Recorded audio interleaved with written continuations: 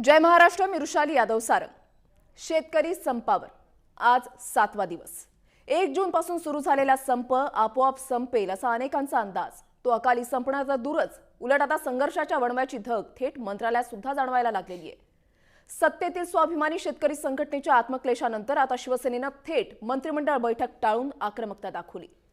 शेतकऱ्यांना विश्वासात घेतल्याशिवाय कोणताही निर्णय घेऊ देणार नाही असा इशारा देतानाच शेवटच्या शेतकऱ्यालाही संपूर्ण कर्जमुक्ती मिळालीच पाहिजे अशी आग्रही मागणी करत शिवसेनेनं दबाव वाढवला. मात्र अर्थमंत्री सुधीर मुनगंटीवार, महसूल मंत्री चंद्रकांत पाटील या ज्येष्ठ मंत्र्यांनी शिवसेनेचे मंत्री परवानगी घेऊनच बाहेर गेल्याचं सांगत आव्हानातील हवाच काढण्याचा प्रयत्न केलेला आहे. त्यामुळेच शिवसेनेच्या या दबाव तंत्रामुळे सरकार संपूर्ण कर्जमाफीचा निर्णय घेईल का, हा लक्षवेधी चर्चेचा मुद्दा ठरलेला आहे.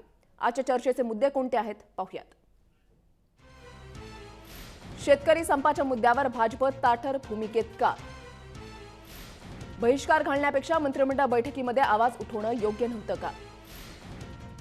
शिवसेनेची भूमिका भाजपसाठी अडचणीची ठरू शकते का? या चर्चेमध्ये तुम्ही सुद्धा सहभागी होऊ शकता. मी ट्विटरवर एक प्रश्न विचारलेला आहे की सेनेच्या भूमिकेमुळे सरकारला संपूर्ण कर्जमाफी द्यावी लागेल का? @जयमहाराष्ट्रN या आमच्या ट्विटर हँडलवर तुम्ही तुमचं मत नोंदवू शकता. शेतकरी संपाचा 7वा दिवस आहे. आक्रमक शेतकऱ्यांचं आंदोलन थोपवण्यासाठी पोलिसी बळाचा वापर होतोय. सांगलीमध्ये सुद्धा हेच घडलेलं आहे. पोलिसांनी शेतकऱ्यांना मारहाण करत पोलीस ठाण्यामध्ये नेल्याचा आरोप शेतकरी करतायत. तर बीडमध्ये महिलांनी मुंडन करत अशा पद्धतीचं आंदोलन करत कर्जमाफीची मागणी केली आहे. रस्त्यावर असंतोष उफाळलेला असताना या संदर्भात कॅबिनेटची बैठक होती. मात्र त्याआधीच शिवसेनेचे मंत्री मुख्यमंत्र्यांची भेट घेऊन बाहेर पडले आणि नंतर माध्यमांसमोर येऊन शिवसेना ही शेतकऱ्यांसोबत आहे आणि शिवसेनेला दमबाजी करू नये असं सांगितलं. तर त्यानंतर लगेचच भाजपच्या पहिल्या फळीतल्या नेत्यांनी पत्रकार परिषद घेऊन शिवसेनेला अनेकदा विश्वासात घेतल्याचं म्हटलेलं आहे.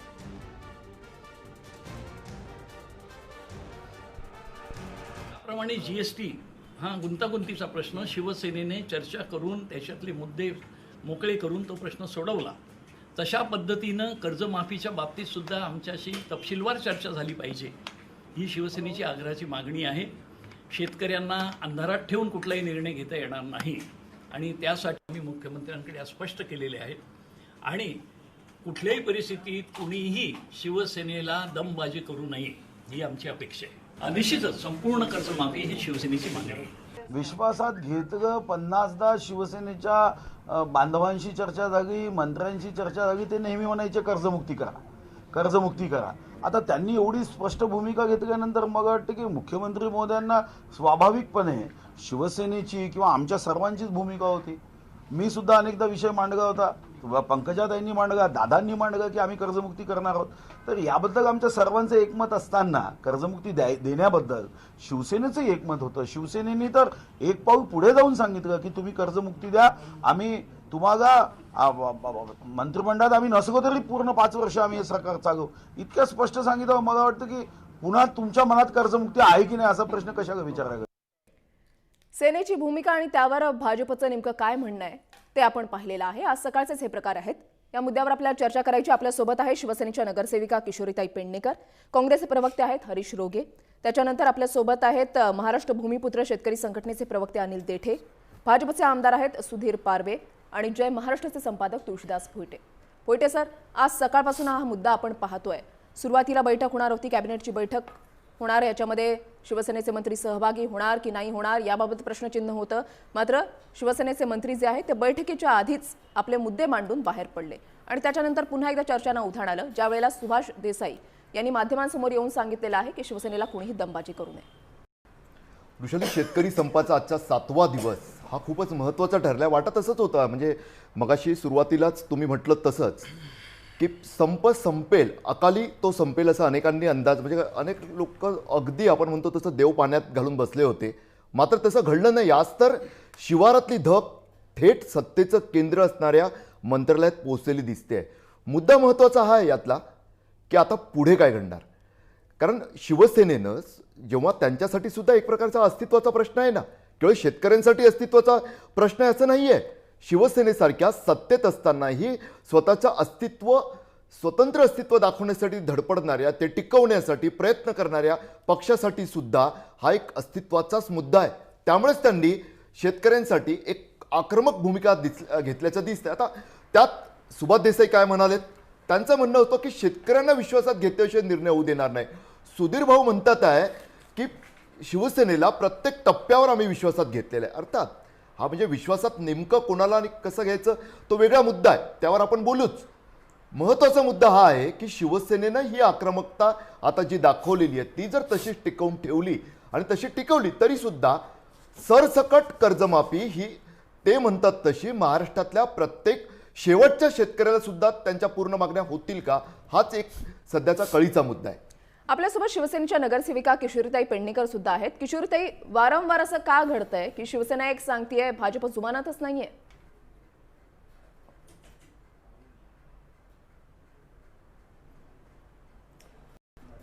मुळामध्ये आत्तापर्यंत पूर्ण देशामध्ये ज्याप्रमाणे त्यांना मॅन्डेट मिळते आणि त्याच्यामध्ये बीजेपीच्या नेत्यांना तुमच्या भाषेत आलेला माज असं जे म्हटलं जातंय, त्यामुळे मला असं वाटतंय की ते त्यांना कळून चुकलेलं आहे की आपण काहीही केलं तरी आपल्याला लोकांचा सपोर्ट मिळतोय. खरं म्हणजे शिवसेनेला नेहमीच असं म्हटलं जातंय, असं ते लोक म्हणतात की हे शिवसेना ही सत्तेसाठी लाचार आहे. तर मला एक प्रश्न पडलाय, सत्तेसाठी लाचार म्हणणारे जे लोक आहेत ते काय खरंच अंध आहेत का, बहिरे आहेत का? कारण जर सत्तेसाठी लाचार म्हणणारे लोक असतील तर काश्मीरमध्ये जे बसले आहेत चुपचाप मेहबूबाच्या मांडीवर, त्याला काय म्हणायचं? किंवा गोवंशबंदीचा कायदा असून देखील काही राज्यात सत्ता दिली तर आम्ही बीप बंदी काढू म्हणून सांगणार आहेत, त्याला काय म्हणायचं? किंवा जे लोक आता स्थानिक निवडणुका झाल्या मालेगाव सारख्या वगैरे, त्याच्यामध्ये बीप काय, तिहेरी तलाक काय सारख्या मुद्द्यांना ज्यांनी बगल दिली, त्याला काय म्हणायचं? त्यामुळे मला असं वाटतं की ज्या लोकांनी कायम विरोधात असताना आधार असेल, मनरेगा असेल, GST असेल, ज्या लोकांनी त्या काँग्रेसना कोंडी काढली पूर्ण आणि ते सगळं सत्तेत आल्यानंतर मात्र त्याच गोष्टी केल्या, त्याला काय म्हणायचं? त्यामुळे काय नेमकं बोलायचं? अगदी मात्र किशोरीताई, पुन्हा एकदा हाच मुद्दा, आपण शेतकऱ्यांच्या कर्जमाफीच्या विषयी बोलतोय, शेतकऱ्यांच्या कर्जमाफीच्या मुद्द्यावर आपण बोलतोय. शिवसेना सुरुवातीपासूनच आग्रही राहिलेली आहे की सगळ्या शेतकऱ्यांना कर्जमुक्ती मिळाली पाहिजे. आज ज्या वेळेला कॅबिनेटच्या मंत्रिमंडळाची बैठक होते, बैठकीच्या आधीच शिवसेनेचे मंत्री त्या ठिकाणी जातात, मुख्यमंत्र्यांची भेट घेतात, आपले मुद्दे मांडतात आणि बाहेर पडतात. मग याला काय म्हणायचं? नाही, नेमकं एक स्पष्ट प्रश्न विचारतो की शिवसेनेला मुख्यमंत्री विश्वासात घेत नाहीत का? ज्यांची हॉटलाईन म्हणजे मला प्रश्न विचारलाय ना, हो तुम्हाला त्यासाठीच विचारतोय की शिवसेनेला मुख्यमंत्री विश्वासात घेत नाहीत का? हा,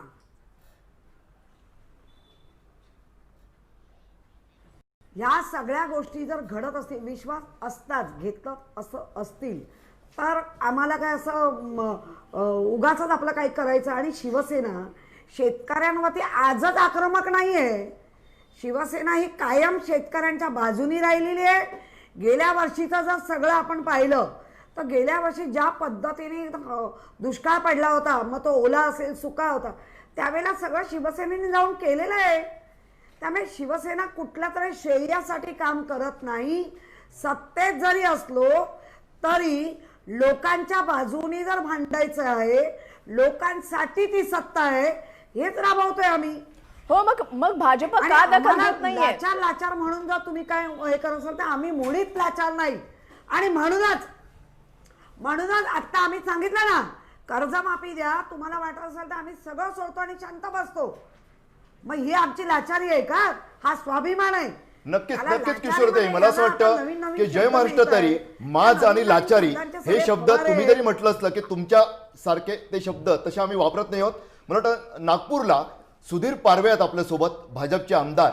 सुधीरजी, आत्ताच तुम्ही किशोरताईंचा उद्वेग ऐकला, संताप ऐकला.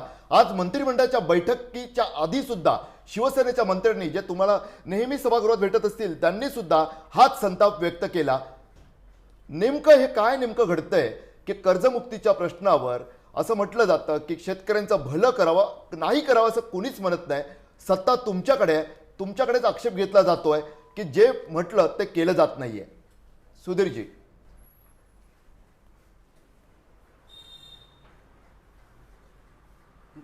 नमस्कार. जय महाराष्ट्रमध्ये मुलाखतीला आपण बोलवल्यामुळं आपलं खऱ्या अर्थाने अभिनंदन करतो. आज हा कळीचा मुद्दा असा आहे की कर्जमाफीच्या संदर्भामध्ये आणि कर्जमुक्तीच्या संदर्भामध्ये महाराष्ट्राचे मुख्यमंत्री माननीय देवेंद्रजी फडणवीस साहेबांनी सातत्याने पुढाकार घेतलेला आहे. भारतीय जनता पार्टीने पुढाकार घेतलेला आहे. मागच्या कालखंडामध्ये विरोधी पक्षनेत्यांनी वारंवार मागणी केल्यानंतर अधिवेशनाच्या कालखंडामध्ये कर्जमाफी झाली पाहिजे. कर्जमाफीच्या विरोधामध्ये भारतीय जनता पार्टी नाही आहे. या भारतीय जनता पार्टीचे नेते मुख्यमंत्री महोदय कर्जमाफीच्या विरोधामध्ये नाही आहे.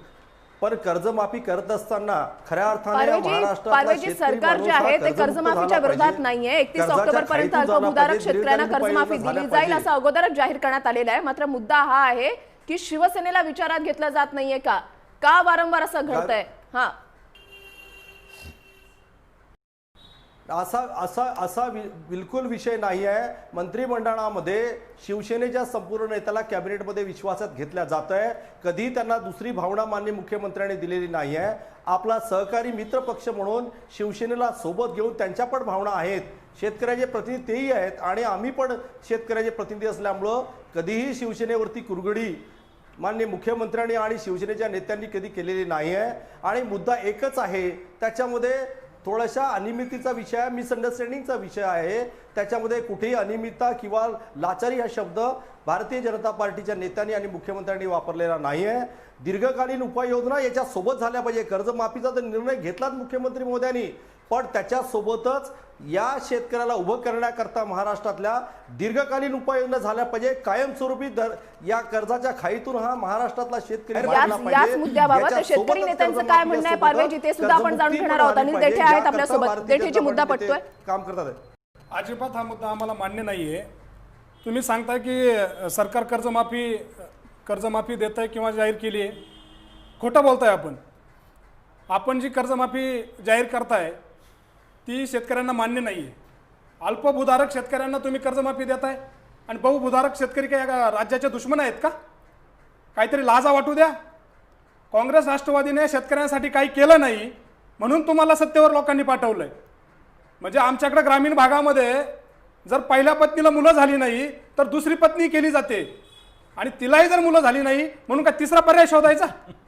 लाजा वाटल्या पाहिजेत काहीतरी. आज अक्षरशः तुम्हाला सांगतो, ज्यांच्या जीवावर तुम्ही जगता, ज्याला जगाचा पोशिंदा म्हणता, ज्याला बळीराजा म्हणता, तो अडचणीत आहे.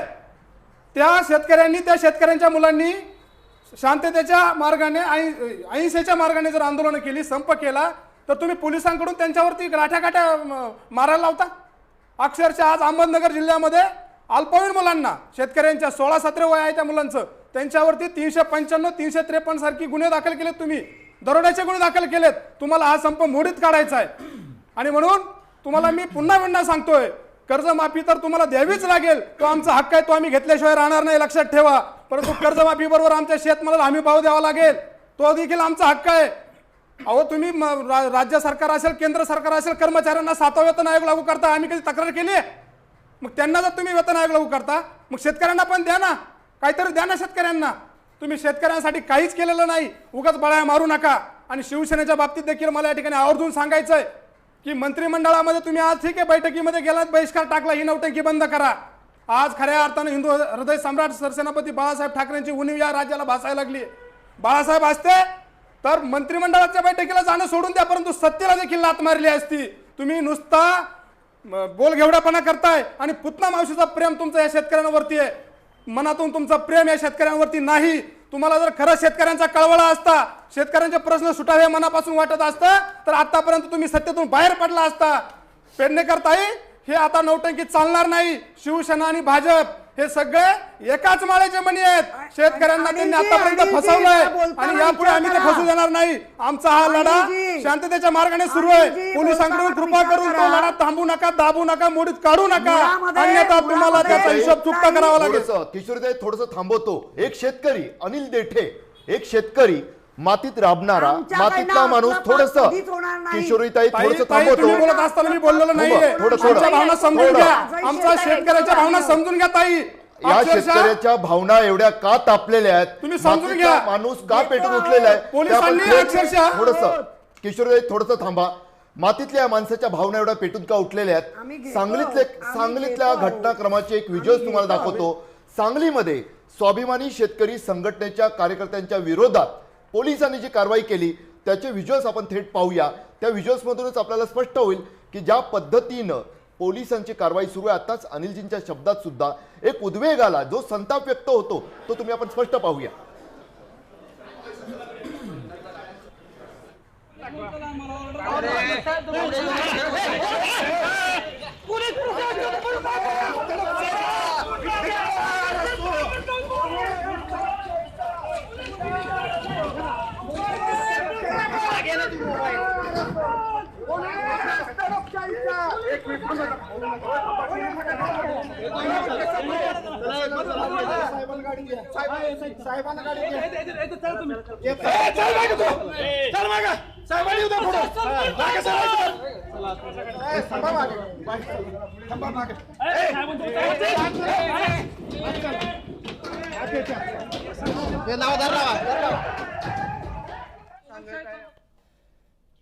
किशोरीताई, या संपूर्ण प्रकार आपण पाहिलेला आहे. पोलीस बळाचा वापर करून कशा पद्धतीनं हा संप जो आहे, संपकऱ्यांना जो आहे त्यांना दाबण्याचा प्रयत्न या ठिकाणी केला जातोय. अनिल देठे यांनी जो मुद्दे उपस्थित केलेले आहे की आज जर बाळासाहेब ठाकरे असते तर सत्ता सोडून दिली असती, मात्र आज असं घडताना का दिसत नाहीये? स्पष्ट देठेंचा जो विचारतो, प्रश्न आहे. खिशातले राजीनामे हातात कधी येणार, कधी समोरच्या टेबलावर जाणार? लाचारी हा शब्द जय महाराष्ट्रानं वापरला नाही तरी सुद्धा जो लोकांच्या तोंडी येतोय. बोला बोला किशोरीताई.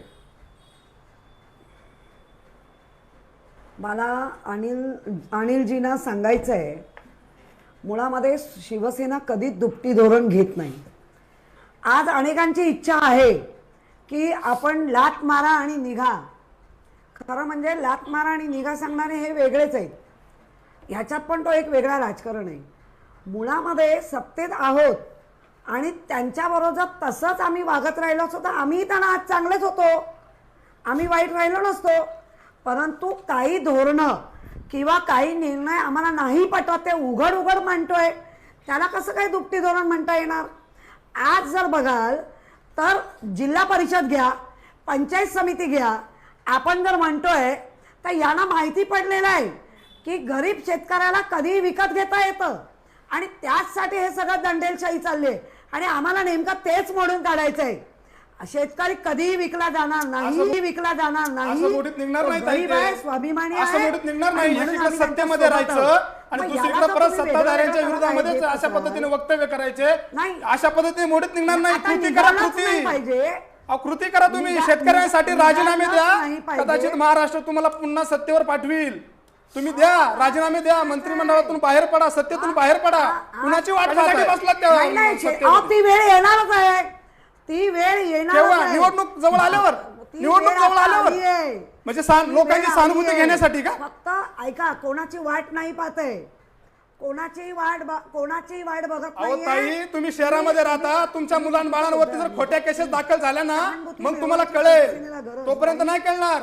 16 आणि 17 वर्षाची मुलं दरोडे टाकू शकतात का? ओ सांगा आम्हाला तुम्ही. मी पण कोकणातली एक शेतकरी आहे हो. माझे भाऊ सगळे कोकणात शेती करताय. आजही आमच्याकडे सुद्धा 110 एकर जमीन आहे. माझे सगळे भाऊ शेतकरी आहेत. माझंही 7/12 नाव आहे. त्यामुळे शेतकऱ्याचे हाल काय आहे ते आम्हाला 7/12 नाव असणं आणि प्रत्यक्षात शेतामध्ये राबणं यामध्ये मोठा फरक येत आहे. पक्षप्रमुख शेत जमिनी नाव कशासाठी ठेवल्या जातात ना हे आम्हाला या ठिकाणी आता सांगायला लावू नका. फक्त मोठ्या मोठ्या शहरांमध्ये राहायचं, जमिनी नाव करायचं, ते कशासाठी घ्यायच्या काय सगळं माहिती आहे आम्हाला. प्रत्यक्षात या शेतामध्ये राबा, तेवढं कळेल शेतकऱ्यांचे काय कष्ट आहेत ते. मी उगाच चिडून बोलत नाही, आम्ही अनुभवतोय. अहो, माझ्या मागावर सुद्धा पोलीस आहेत रात्रीपासून. मला अजून काय सांगू? शिकवताय राबा म्हणून? राबतोय हे सांगतोय ना आमचे. मला असं वाटतं की थोडंसं तुम्ही चर्चा नको त्या वळणावर जायला लागलेली आहे. जो संघर्ष उफाळलेला आहे शिवारातून शहरापर्यंत त्याची धग जाणवायला लागलेली आहे. एक शेतकरी का एवढ्या उद्वेगानं बोलतोय? अल्पवयीन मुलांवर जेव्हा गुन्हे दाखल होतात, दरोड्यांचे, मारामारीचे, हिंसेचे, तेव्हा स्वाभाविकरित्या आत्ताच म्हणजे किशोरीताई पेडणेकर शिवसेनेच्या प्रवक्त्या आहेत, उपनेत्या, त्यांनी जेव्हा या संदर्भात त्यांनी जो मुद्दे मांडतात आहे पोलिसी अत्याचारांचे, थोडंसं किशोरीताई तुम्हाला आठवण करून देऊ इच्छितो की शिवसेनेचे सरचिटणीस ज्येष्ठ नेते सुभाष देसाई यांनी सुद्धा आज मंत्रालयात पत्रकारांशी बोलताना शिवसेना दडपशाहीला जुमानणार नाही याच स्वरूपाचं वक्तव्य केलं होतं. ते सुद्धा आपण ब्रेकनंतर पाहूया. थोडंसं आपण थांबूया ब्रेकसाठी.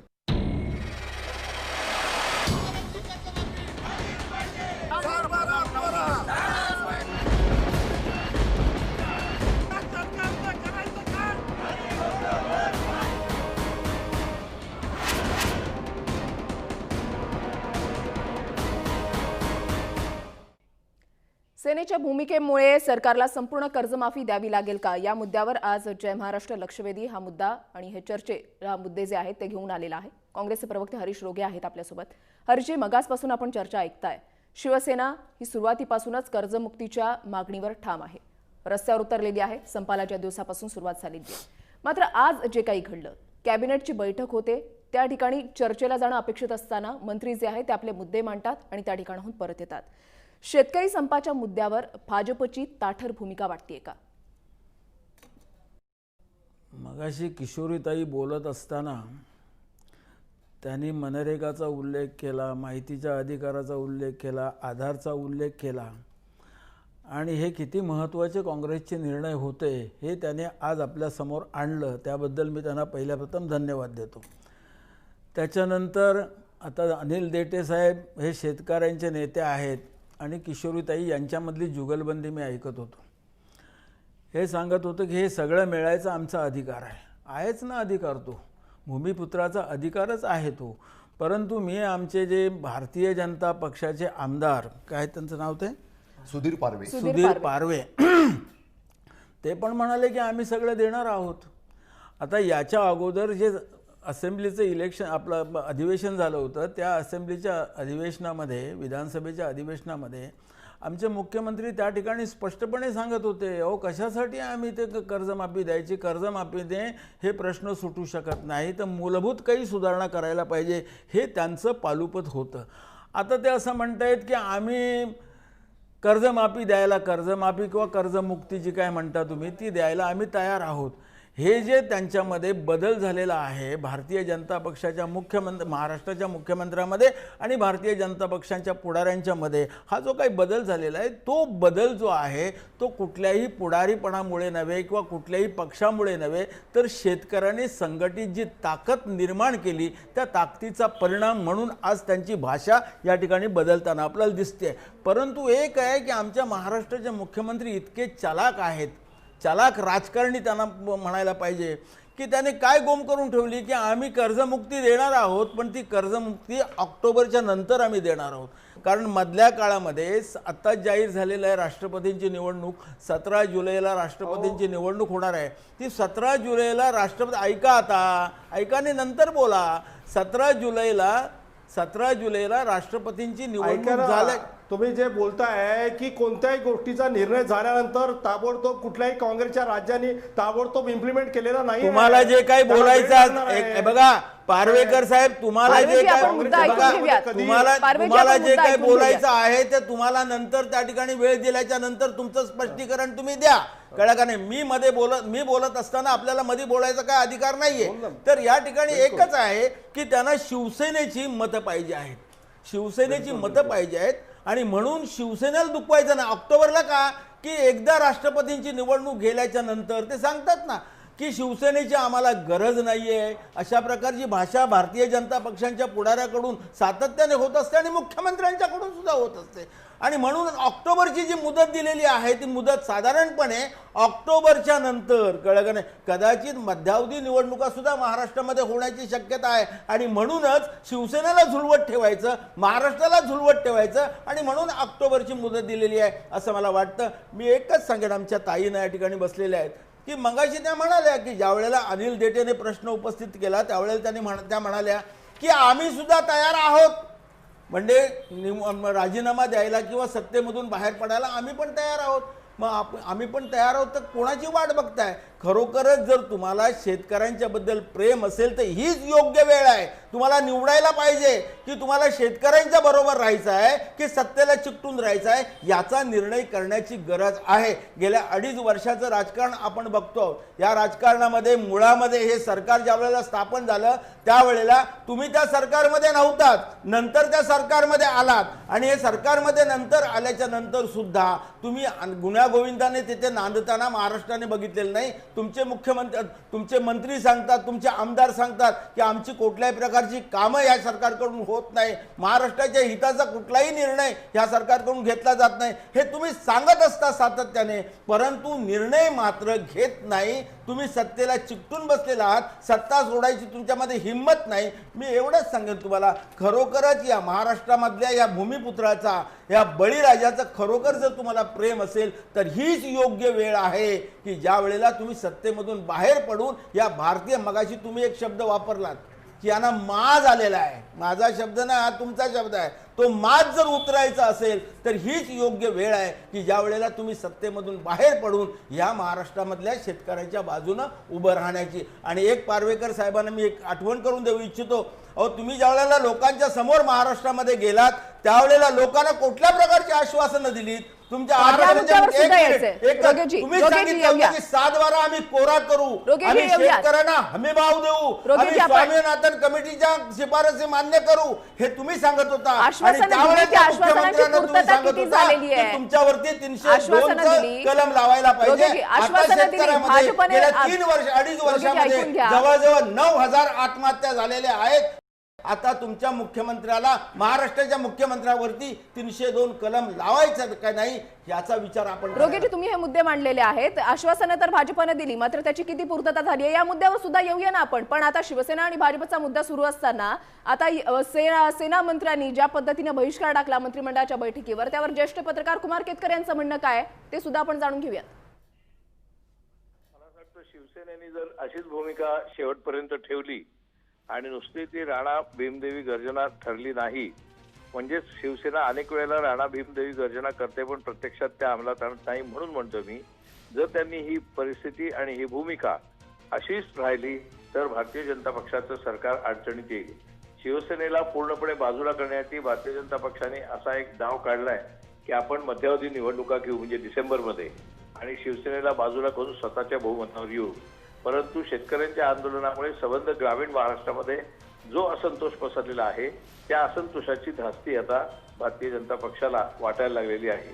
त्यामुळे शिवसेनेने जर ही भूमिका कायम ठेवली तर शिवसेनेला ग्रामीण भागामध्ये पाठिंबा मिळेल, भारतीय जनता पक्षाचा पाठिंबा खाली जायला लागेल आणि परिणामी त्यांचं निवडणुकीचं धक्कातंत्र कदाचित ते अंमलात आणू शकणार नाहीत.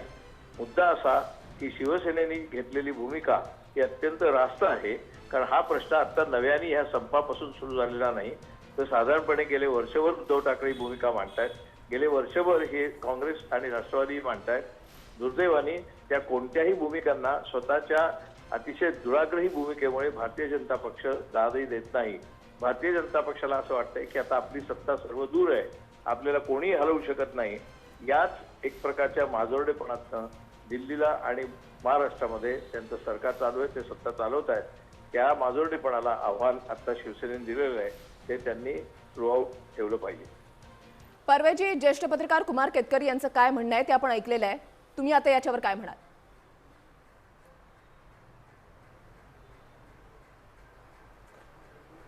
ताई, महाराष्ट्रामध्ये माननीय देवेंद्रजी फडणवीस साहेबांच्या नेतृत्वामध्ये या महाराष्ट्रातल्या तमाम शेतकरी बांधवांचं, महाराष्ट्रातल्या तमाम भूमिपुत्राचा सन्मान झाला पाहिजे. याकरता महाराष्ट्रातलं सरकार मागल्या 2.5 वर्षापासून भाजप शिवसेना युतीच्या माध्यमातून काम करत आहे. त्याच्या अडचणी दूर झाल्या पाहिजे, तो सातत्याने कर्जामध्ये आहे, तो कर्जमुक्त झाला पाहिजे. याकरता महाराष्ट्राचे मुख्यमंत्री सातत्याने प्रवास करतात आहे. सिंचनाच्या व्यवस्था झाल्या पाहिजे. वेगवेगळे अनंत प्रकारचे निर्णय कधी काँग्रेसमध्ये एवढे झाले नाही, ते प्रचंड मोठ्या प्रमाणात निर्णय झाले.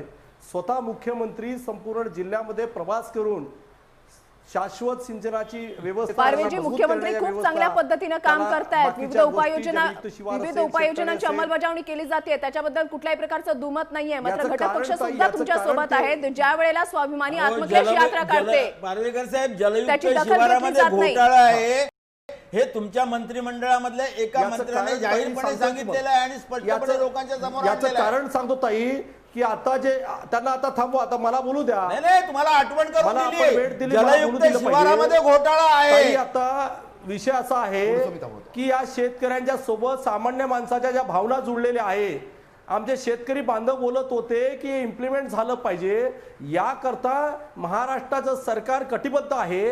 हा जो कर्जमुक्तीचा माफीचा जो निर्णय घेतलेला आहे, आता आमच्या बांधवांनी सांगितलं की राष्ट्रपतीची निवडणूक आहे, त्यामुळे शिवसेनेला सोबत घ्यायचं आणि नंतर मग काय, हा विषय असा बिलकुल नाही आहे. या शेतकऱ्यांच्या आणि भूमिपुत्राच्या सोबत भारतीय जनता पार्टीचं सरकार, शिवसेनेचं सरकार हे कटिबद्ध आहे. मुख्यमंत्री त्या पद्धतीने निर्णय घेत आहे. कोणतीही गोष्ट करायची तर त्याला वेळ लागतं. निर्णय मंत्रिमंडळामध्ये झालेला आहे आणि त्याला इम्प्लिमेंट करण्याकरता, सर्क्युलेट करण्याकरता थोडा वेळ लागणार आहे. याच्याकरता आपल्याला त्या ऑक्टोबर महिन्याची एक डेडलाईन मागितलेली आहे. त्याच्यामध्ये भूमिहीन शेतमजुराचा तर विषय आहेच, पण त्याच्यासोबत जे मोठे शेतकरी आहे त्यांचाही पॅरलल विचार करावा लागेल. संपूर्ण महाराष्ट्रामध्ये शेतकऱ्याला उभं करायचं असेल तर भूमिहीन शेतमजुराच्या सोबतच जे मोठे शेतकरी आहे त्यांना पण फायदा झाला पाहिजे. पूर्ण महाराष्ट्रात शेतकऱ्यांचं कर्ज माफ झालं पाहिजे. त्याच्यासोबतच ताई ऐका, बरोबर आहे पारवेजी, तुम्ही तुमचा मुद्दा मांडलेला आहे. मोठे शेतकरी आहेत, त्यांचा सुद्धा विचार केला गेला पाहिजे. काय पारवे साहेब, याकरता मुख्यमंत्री पारवे साहेब, देवेंद्र फडणवीस साहेब म्हणतात की मी अजून अभ्यास करतोय. बोला बोला. उत्तर प्रदेशमध्ये सरकार स्थापन झाल्यानंतर योगी आदित्यनाथ यांनी मला वाटतं 8-10 दिवसामध्ये कर्जमाफीचा निर्णय घेऊन टाकला. त्यांनी सांगितलेला आहे, त्यांनी ऐका तुम्ही आता पारवे साहेब, ऐका तुम्ही माझं 2 मिनिट ऐका. त्यांनी निर्णय घेतलेला आहे. ऐका 2 मिनिट साहेब. टेक्निकल बोलतो. निर्णय घेतला परंतु तो शेतकऱ्यांना मान्य झालेला नाही म्हणून तर संप सुरू आहे. तुम्ही दिशाभूल करू नका. तुम्ही ऑक्टोबरची डेडलाईन दिली, ही शेतकऱ्याला मान्य नाहीये आणि त्यामध्ये तुम्ही जे काही निकष ठेवलेत ते देखील शेतकऱ्याला मान्य नाही. त्यामुळे कर्जमाफीची घोषणा झाली असं म्हणणं उचित ठरणार नाही साहेब. सांगितलं थोडंसं दिशाभूल करणं टाळा. आपल्या कार्यकर्त्यांनी कर्जमाफी झाली म्हणून फ्लेक्स लावले. हा मोह आवरा जरा, जाहिरातबाजीचा मोह आवरा. हे बरं नव्हे. अनेक पारवे मुद्दे आहेत. साहेब, पारवेजी, शेतकऱ्यांचे प्रश्न सोडवण्यात तुम्ही सपशेल अपयशी ठरला. लक्षात ठेवा. विनाकारण दिशाभूल करू नका. पुन्हा चर्चा करायला महाराष्ट्राचं सरकार तयार आहे. देवेंद्र फडणवीस सरकार तयार आहे. नक्की ऐका, माझं जेवढं डेलिगेशन झाले त्यांचे म्हणणं ऐकून घ्या. त्यांच्या डेलिगेशनला सुधीर त्यांनी भाऊ, सकारात्मक एकच प्रश्न, उत्तर दिले. थेट प्रश्न आणि विचारतो. पुढे पण द्यायला तयार आहे. चर्चा भारतीय करायला जनता सरकार तयार आहे. पक्षाचेच आपल्याच आणि भंडाऱ्यातील त्याच्यामध्ये खासदार नाना पटोले यांनी 2 दिवसांपूर्वी जय महाराष्ट्राशी बोलताना स्वतः ते म्हणाले की महाराष्ट्रातला एकही शेतकरी संपावर असणं हे खूपच वाईट आहे, यासारखं वाईट काही नाही. आणि त्यांनी संपूर्ण कर्जमाफीची, सरसकट कर्जमाफीची मागणी केली. तुम्ही स्पष्ट शब्दात आता सांगा, आमदार म्हणून शेतकऱ्यांचं प्रतिनिधित्व तुम्ही सुद्धा करता, तुमचं मत काय आहे? भारतीय जनता पक्षाने, शिवसेनेच्या सरकारने संपूर्ण कर्जमाफी, सरसकट कर्जमाफी दिलं पाहिजे. माझं पण मत आहे की या महाराष्ट्रातला माझं पण मत आहे आणि माननीय राज्याचे मुख्यमंत्री यांचं पण मत आहे की या महाराष्ट्रातला शेतकरी कायमस्वरूपी उभा झाला पाहिजे.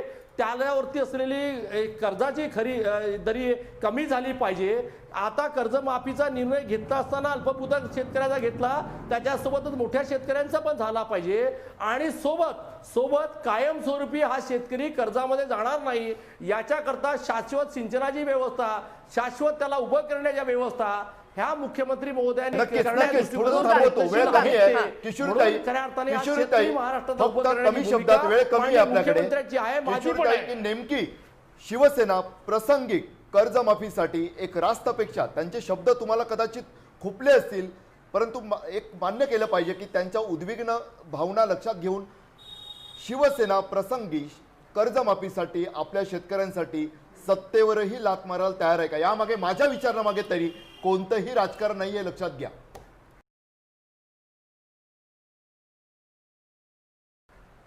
हे तर मी तुम्हाला आता तेच सांगितलं की ही आता योग्य वेळ आली आहे. याबाबत आपण जेव्हा म्हटलं की महाराष्ट्राचा स्वाभिमान म्हणून शिवसेना नेहमीच राखत आली आहे आणि म्हणून सत्तेत असूनही शेतकऱ्यांना पूर्ण पाठिंबा, कायम दिलेला आहे. म्हणजे आज नाही, संप झाला म्हणून नाही, ओला दुष्काळ पडू दे नाही तर सुका दुष्काळ, शिवसेनेने कम्प्लीट त्यांच्याबरोबर राहून त्यांच्या सुखदुःखामध्ये सामील झालेले आहेत. हा मागचा इतिहास जर पाहिला तर तो तसाच आहे. त्याच्यानंतर जर बघितलं, शिवसेना आहे म्हणूनच हा अखंड महाराष्ट्र आहे, ना तर एवढाच विदर्भ वेगळा झाला असता, तो संपूर्ण डाव फसलाय. आणि मनमानी वाटते आणि आपल्याकडे राजकारण थोडंसं आपण बाजूला ठेवूया. आणि कर्जमाफीच्या मुद्द्यावरून हे राजकारण आता सध्या पेटलेलं असताना शेतकऱ्यांसाठी उभं राहिलेल्या नाम फाउंडेशननं शेतकरी आंदोलन आणि कर्जमाफी संदर्भात आपलं परखड मत व्यक्त केलेलं आहे. नाना पाटेकर आणि मकरंदा नासपुरे यांचं या संदर्भात काय म्हणणं आहे ते सुद्धा आपण जाणून घेऊयात. जाणं शेतकरी याच्यासारखी दुर्दैवी बाब नाही आहे. कारण नुसतं जगण्यासाठी, केवळ जगण्यासाठी, कुठं ऐशारामी जीवन जगायचं आहे त्याच्यासाठी नाही, मूलभूत गोष्टीसाठी असा संप करावा लागतो याचं वाईट वाटतं. आणि असे स्वतःहून सांगणारी मंडळी आहेत, नाही आहेत अशातला भाग नाही. आमचा शेतकरी हा लबाड नाही याच्यावर निश्चितच विश्वास ठेवा, पण गांजला गेलेला आहे. त्यामुळे आणि मला असं वाटतं की फडणवीस याचा अतिशय साकल्यानं आणि सहानुभूतीने विचार करते आणि करायलाच पाहिजे. असं कसं नाही की नाही तुम्ही जनावरं मारायची नाही, तुम्ही अमुक करायचं नाही, तुम्ही तमुक करायचं, रिस्ट्रिक्शन्स एवढी आहे. नामची भूमिका शेतकऱ्यांच्या हिताचं जे काही होईल त्याला पूरक अशीच आहे. आणि 2015 पासून नाम फाउंडेशन खरं तर हे NGO आहे.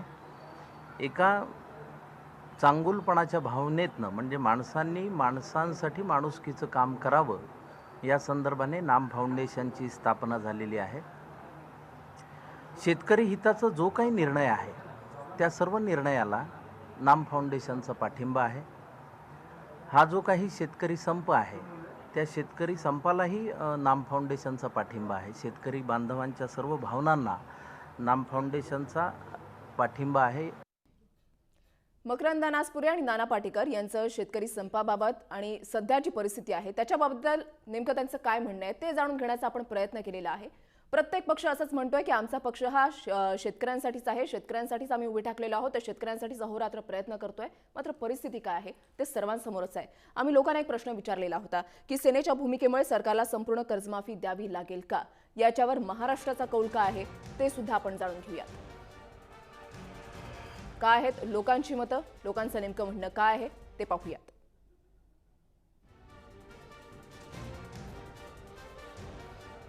या ठिकाणी 59% लोक म्हणतात की सेनेच्या भूमिकेमुळे सरकारला संपूर्ण कर्जमाफी द्यावी लागेल. 41% लोक म्हणतात नाही. शिवारातला शेतकरी संपासाठी रस्त्यावर उतरलेला आहे. संपाचं राजकारणही होतंय. शेतकऱ्यांच्या मागण्या रास्त असल्याचं अमान्य कुणीच करत नाहीये, मात्र त्यासाठी समंजस भूमिकेची आणि चर्चेची गरज आहे. नेमकं तसं करतानाच कुणी दिसत नाहीये. अपेक्षा आहे की सारं राजकारण बाजूला ठेवून हा समंजसपणा सर्वच दाखवतील. शेवटी बोलताना सारं काही शेतकऱ्यांसाठीच आहे ना, मग कृतीचीही तशीच गरज आहे. या चर्चेमध्ये सर्वजण सहभागी झालेले होते. सर्व मान्यवरांनी आपला अमूल्य वेळ दिला त्याच्याबद्दल आपले सर्वांचे आभार. आणि लक्षवेधीमध्ये आता वेळ झाली इथेच थांबण्याची. पाहत रहा जय महाराष्ट्र न्यूज.